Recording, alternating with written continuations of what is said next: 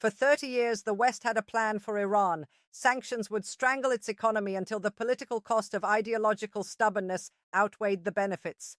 Military deterrence carrier groups, air bases, forward deployed forces across the Gulf would freeze Iranian ambitions inside its own borders. Diplomatic isolation would gradually erode its international standing until Tehran had no viable alternative but to negotiate on Western terms.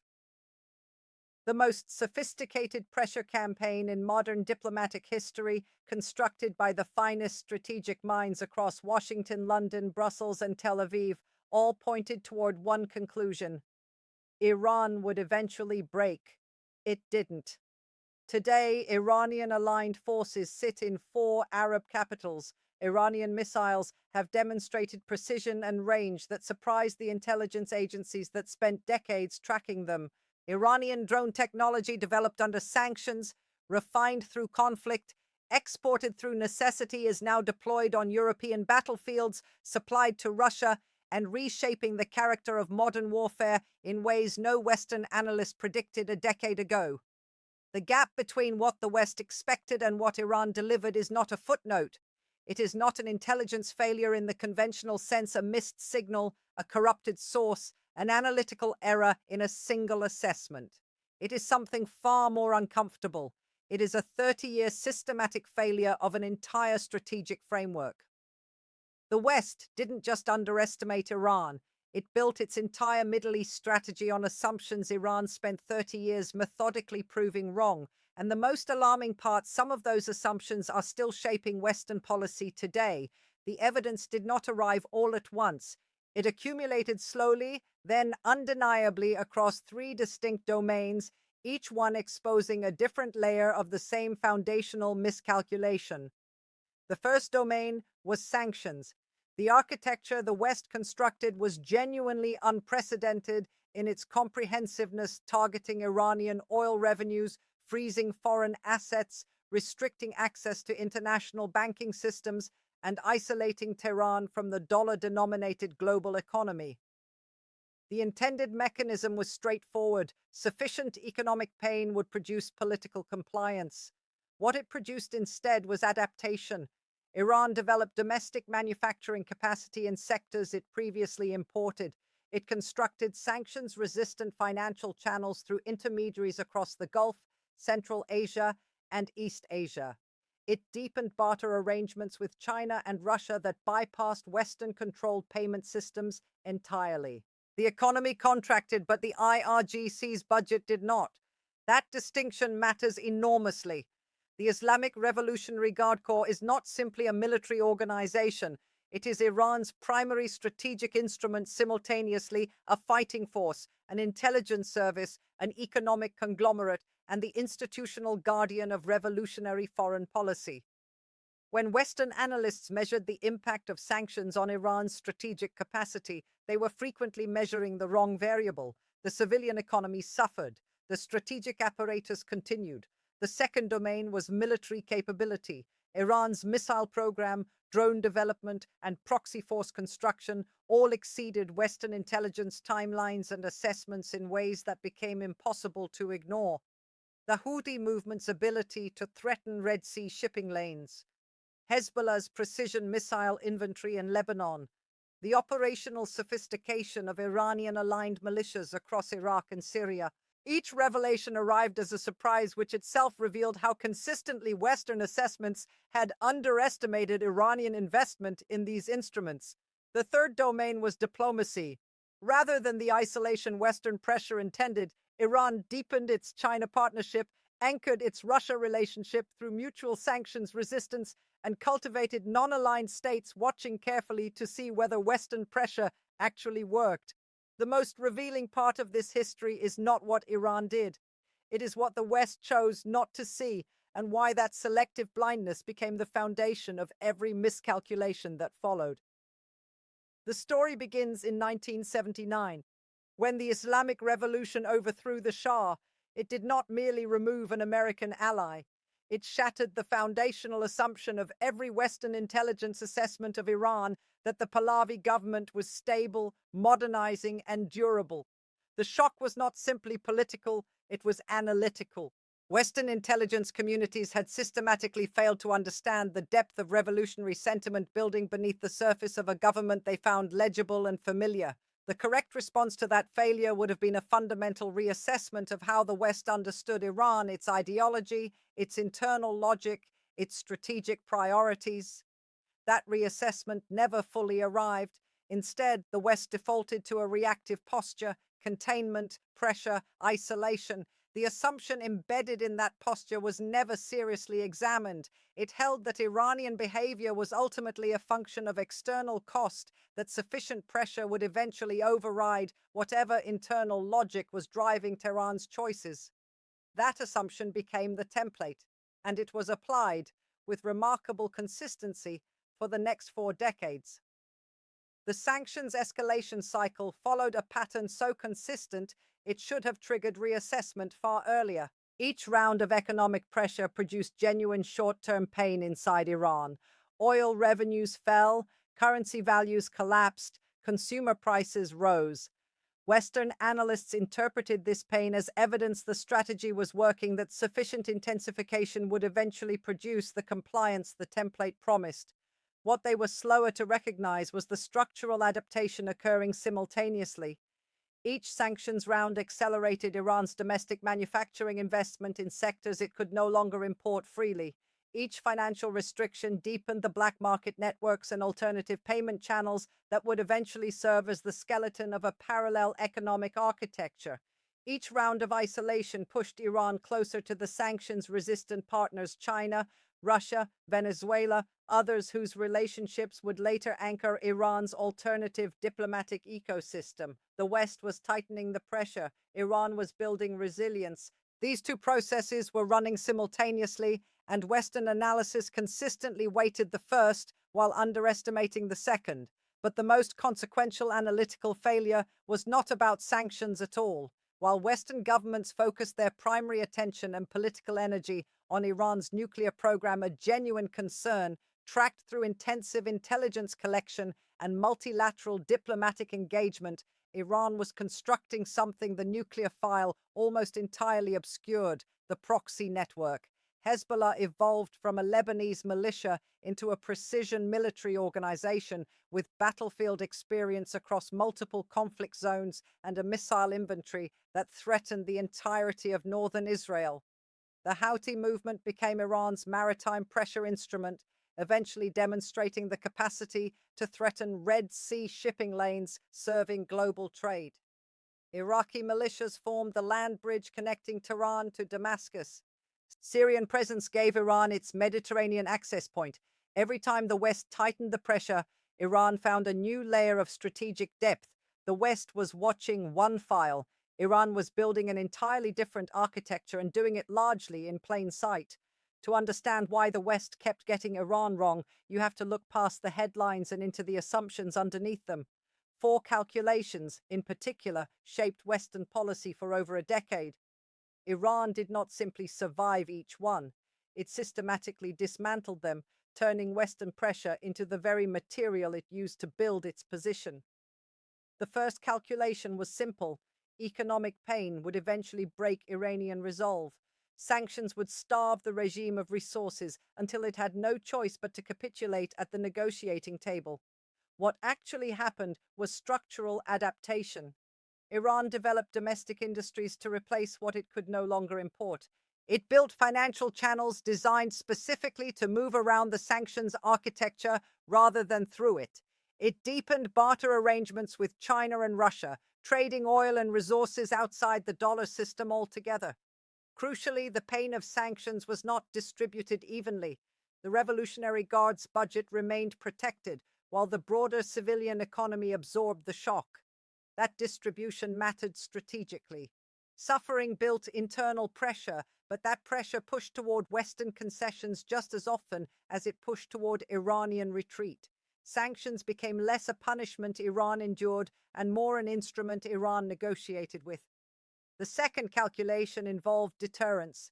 American military dominance in the region, carrier groups, forward air bases, tens of thousands of troops within striking distance was assumed to freeze Iranian ambitions in place. No rational actor, the thinking went, would challenge that kind of overwhelming force.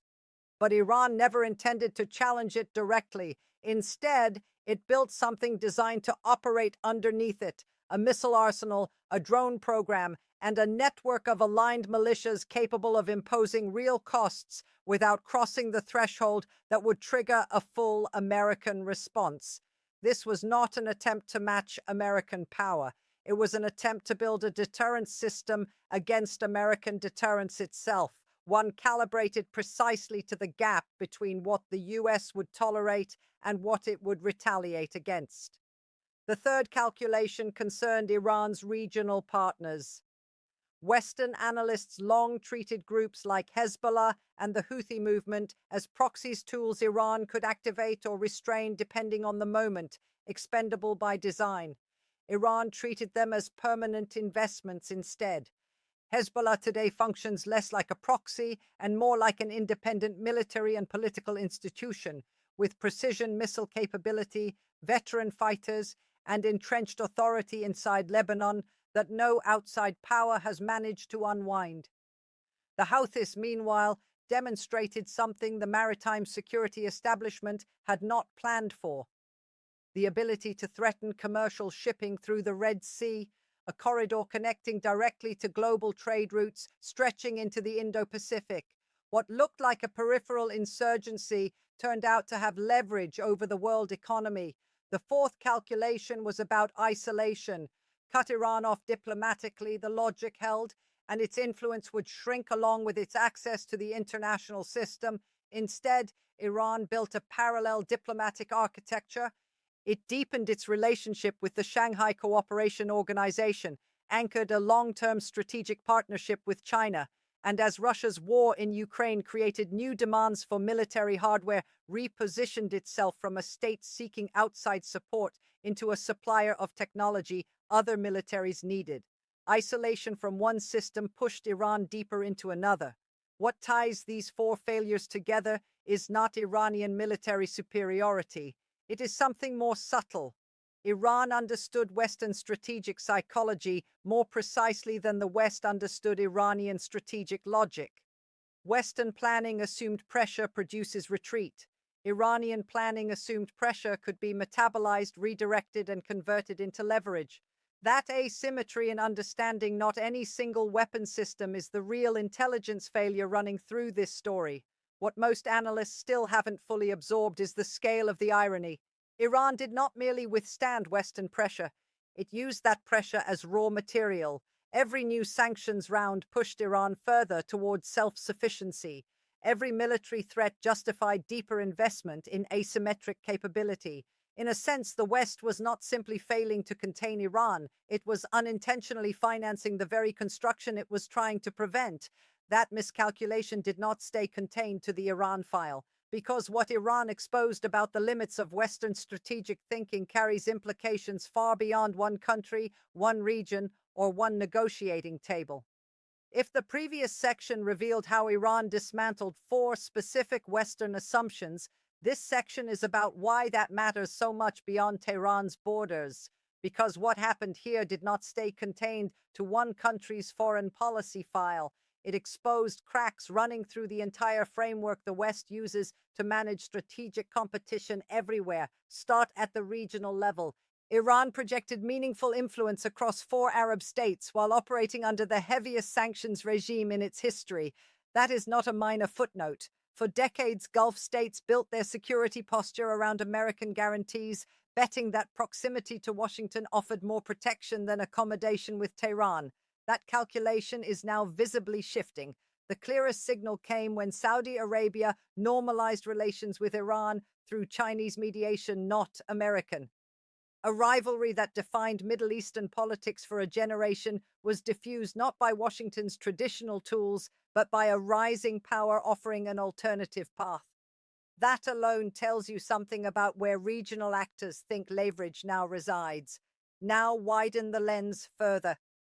Iranian drone technology has appeared on the battlefields of Ukraine, a European war thousands of miles from Tehran. This is not simply a transfer of hardware, it is a boundary crossing. It demonstrates that a heavily sanctioned state can still become a meaningful military supplier in a conflict directly affecting European security, precisely the outcome Western technology control regimes were designed to prevent. If those controls failed to stop proliferation from Iran, the question becomes obvious. What confidence should anyone have in their effectiveness elsewhere? That question points to the real structural vulnerability here. Western strategy toward Russia, China, and North Korea rests on a similar core assumption that sustained economic pressure can eventually modify the behavior of states with sufficient ideological cohesion and alternative partnerships. Iran just demonstrated the limits of that assumption in real time.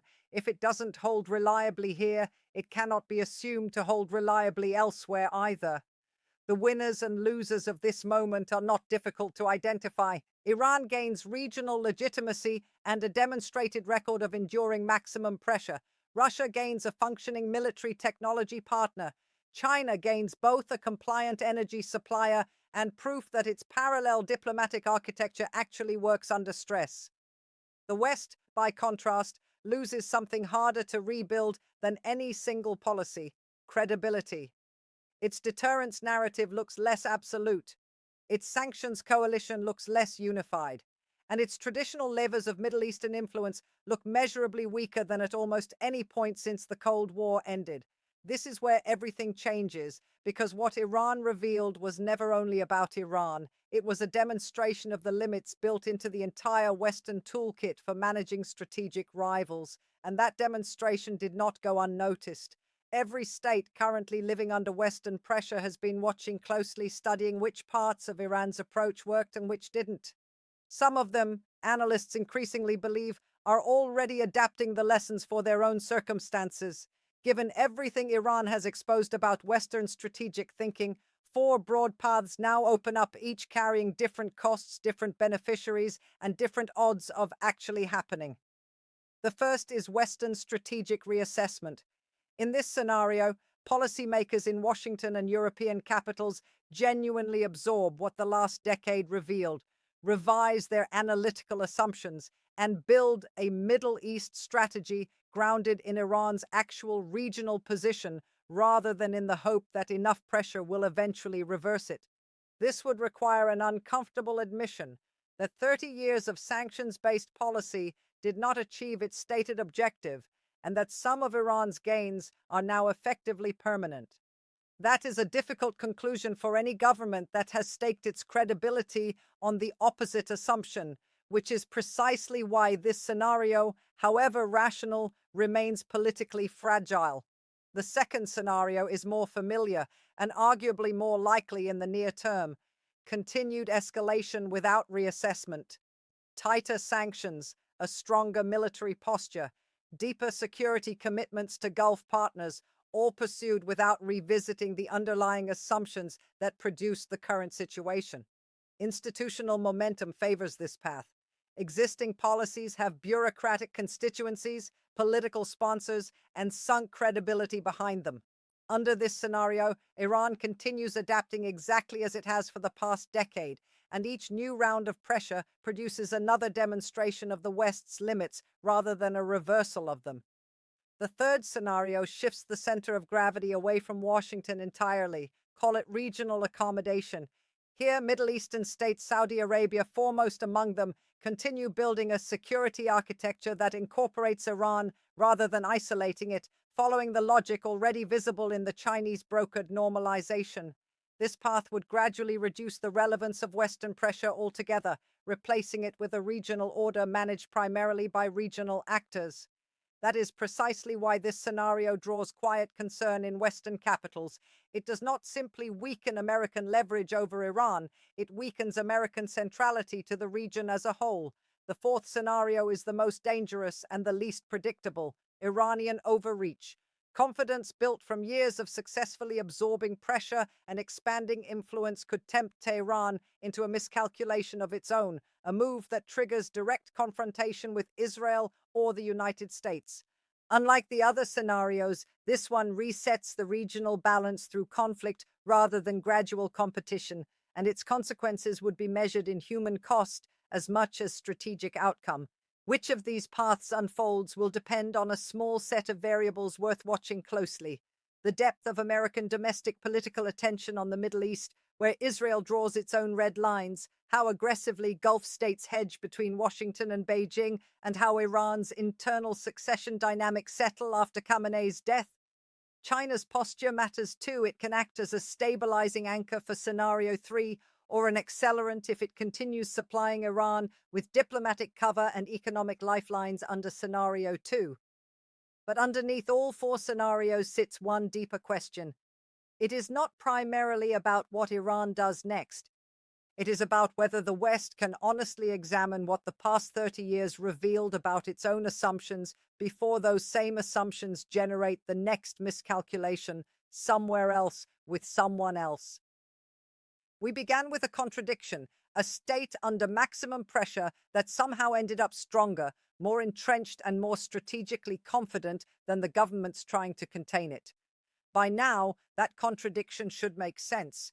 It was never the product of one intelligence failure or one mistimed policy.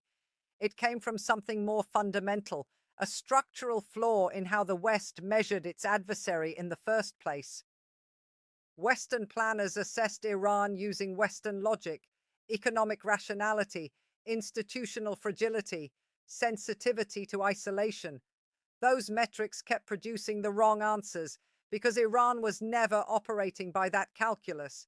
It was playing a different game entirely, one built on ideological cohesion, patient alternative partnerships, and asymmetric tools designed specifically to survive pressure rather than yield to it. That is the real lesson of this story, and it extends well beyond Iran. The most dangerous miscalculation in geopolitics is rarely underestimating an adversary's military strength.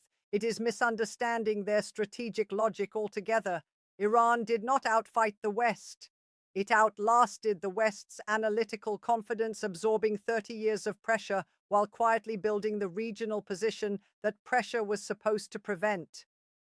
The West now faces a Middle East reshaped by that construction. Reversing it may no longer be realistic. That window has likely closed.